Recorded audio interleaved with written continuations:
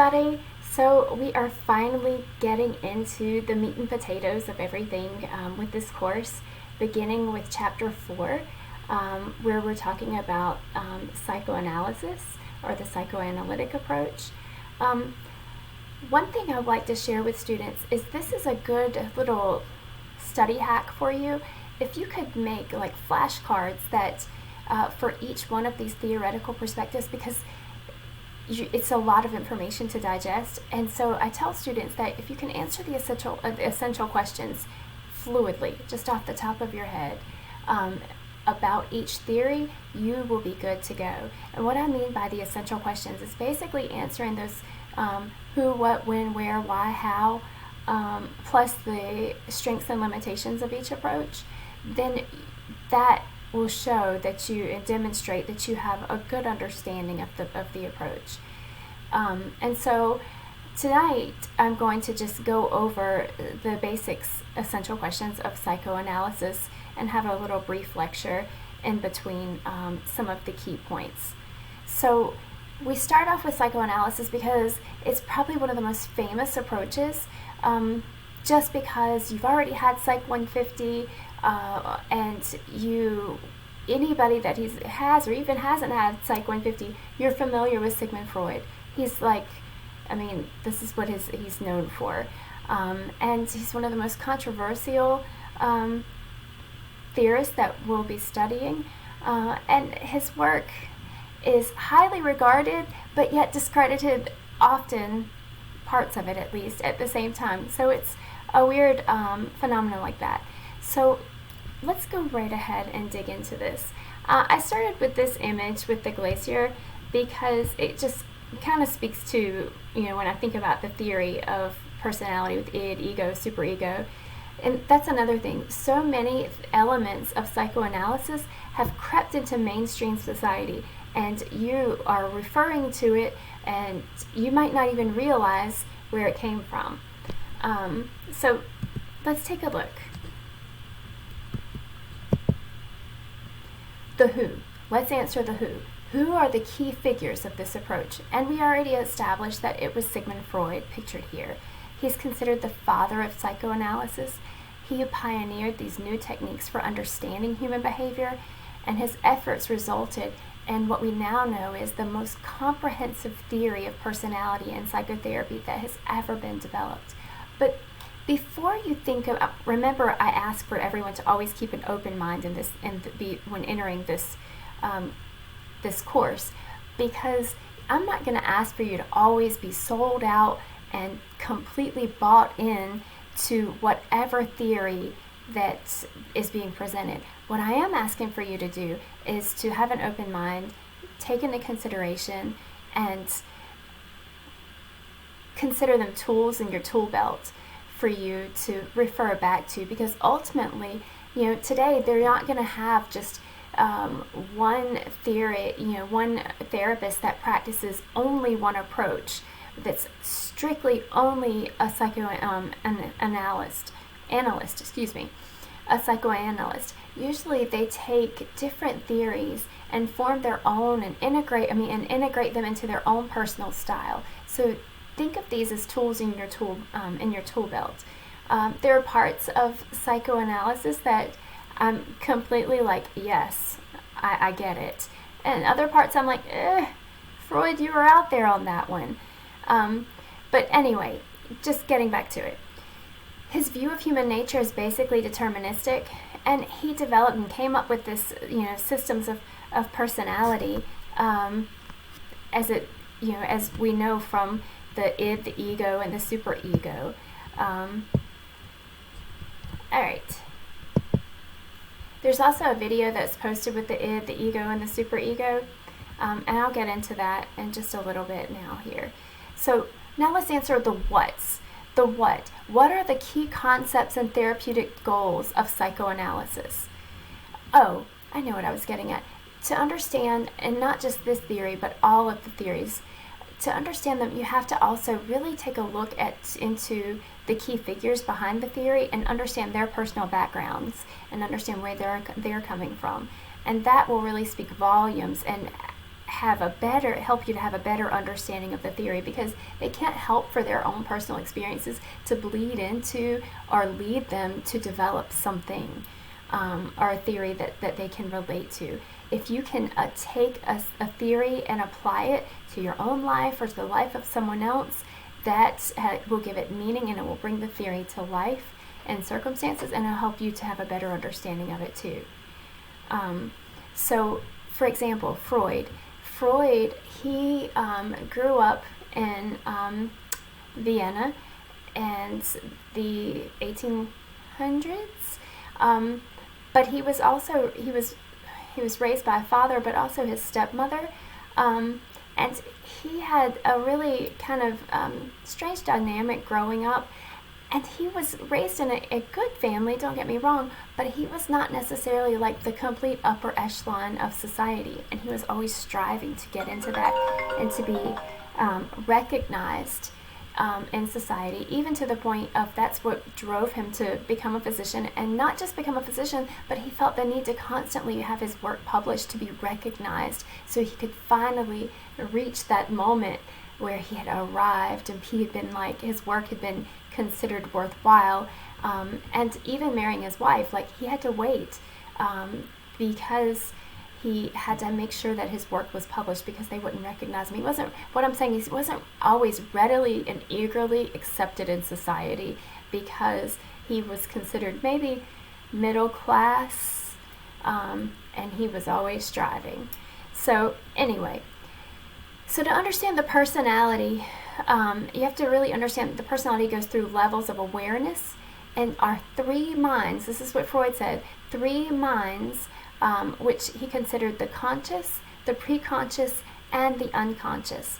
Now, to put it, simply, and our video alludes to this too, you've got the id, the ego, and the superego. We've all heard people say, oh, his ego can't even fit through the door, don't tell him that, or whatever.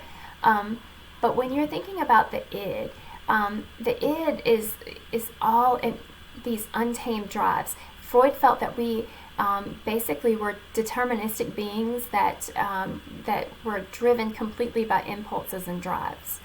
Well, you have the id. I think of the id as the 2-year-old tantruming toddler. My son was taking Psych 150 earlier, or just last semester, and he always he compared the id to Hulk smash, the Incredible Hulk. He's like, I want it now, smash, break, just completely driven on impulses. And so he always thought, and I thought that was a good comparison. Think of id as the Incredible Hulk smash. I want it now. I cannot wait. It's what I have to have. And then you have the ego. The ego. Well, before we go to ego, let's go to the exact other end of the spectrum, and then you have the superego. The superego, I like to think of as like the holier than thou, and it's really just about no, it's a lot of what you shouldn't and what you can't, and it's the exact opposite of the id or the Incredible Hulk smash. When I think about the superego, I kind of think about Captain America. Captain America stands for everything that's good, that's right, that's true, and he stands for the highest expectation. He's always doing the right thing. It's the only way he knows how to be. And so on one end of the spectrum, you've got the Incredible Hulk smash, and then you've got Mr. Perfect, basically, and to the point, maybe Captain America wasn't quite like this, but Freud even goes to the extreme of that.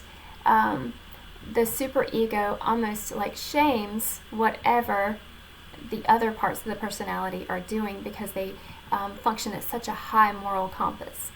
And then in the middle, think of like the scales of justice, where you have on this side id and on this side superego. Balancing that out in the middle, you have the ego. Let's see, what superhero would I think of as being the the ego.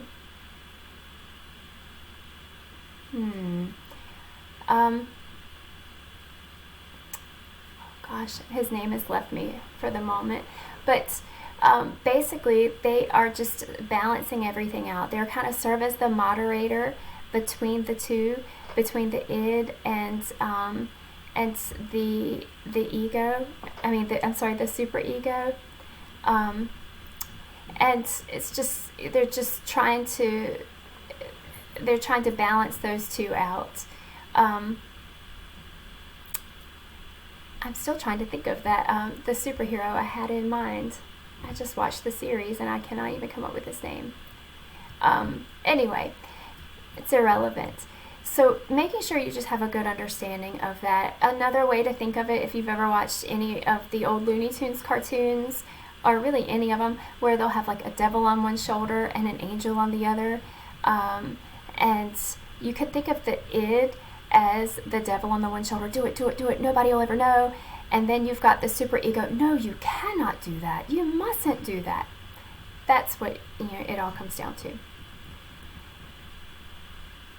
All right. So the whys. The whys would encompass the philosophy and basic assumptions of psychoanalysis, of why they believe what they believe. And you've heard me say already that they believe that human nature is deterministic, and it focuses on these irrational forces, these drives that we all, in unconscious motivations. And in this theoretical perspective of psychoanalysis, it believes that all people have and functions with these unconscious thoughts. You've heard people say, oh, that was a Freudian slip. That's what they're referring to, the feelings and memories. And the goal of psychoanalysis is to release those repressed or pushed down emotions and experiences, and they want to always move the unconscious into the conscious. That is the goal. So take note of that. Now, when is psychoanalysis used? Basically, in answering the when of the essential questions, it's we're talking about what populations or conditions does this work best with. Psychoanalysis, it's commonly used to treat people with depression and anxiety disorders. Back in the day, that was considered neuroses or hysterics. And this approach works best on individuals who mainly are responsible for their lives and are willing to take that level of thinking and to contemplate the possibility that they may not know certain aspects of themselves. It really does require a higher level of thought processing. It may not work well with people of lower cognitive functioning. And the adult population works better with this approach. So what are the techniques? Some of the techniques include free association, and that's covered in our text, where it's just where the client will report their feelings and memories and fantasies without really censoring themselves, like without giving it a thought, the first thing that comes to mind. It can also be interpretation, and that's when the analyst points out that, or explains and teaches the client the meaning of their behavior. Another way is dream analysis. And they consider resistance to be anything that works against producing unconscious material, but can still be a valuable tool to clients. And those are just some of the ways, how, some of the techniques. Now, when we're talking about strengths versus limitations, some of the strengths are that the client can gain insight, and they learn from the past and early childhood experiences and trauma, and how it can be worked, how they can work through their experiences. Some of the limitations are that it's so costly, and what happens if it's interpreted it's left too much power in the psychoanalyst hands. What if they interpret something incorrectly? Or also, it doesn't really consider cultural factors, and it was really only studied on neurotic patients. Be sure to cover and look at some of the handouts that are posted too, that cover the stages of the stages in this particular approach, the psychosexual stages, as well as be sure to cover the other handouts that were posted, especially the ones with defense mechanisms. So if you have any questions, let me know.